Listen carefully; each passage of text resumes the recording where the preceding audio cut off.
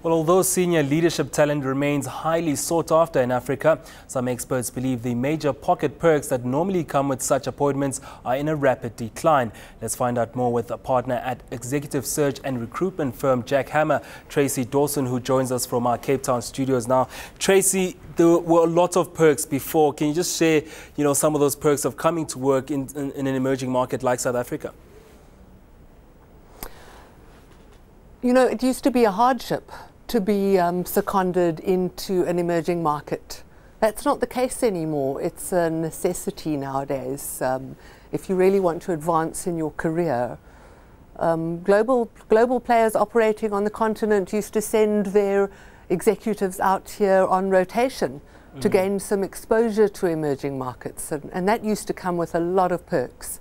We're seeing those falling away as it becomes increasingly a necessity to gain emerging markets experience.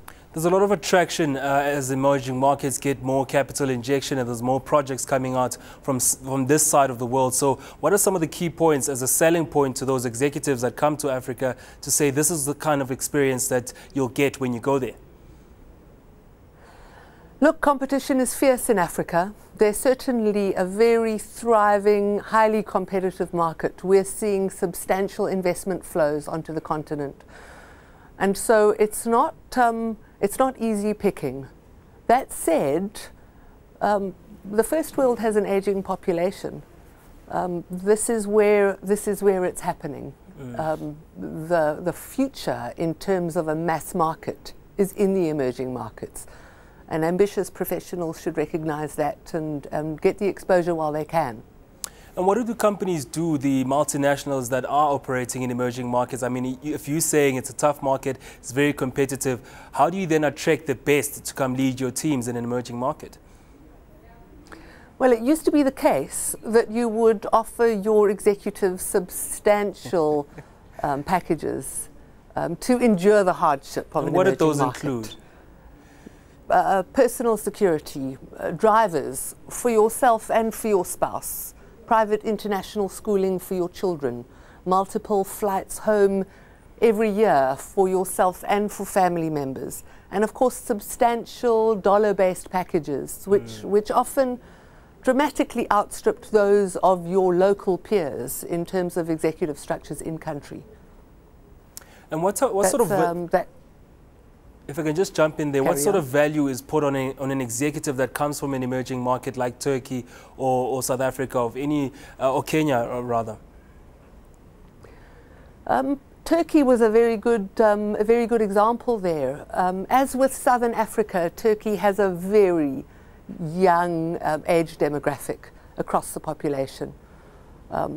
That has so many implications for the level of digital uptake, for enhancements in mobility.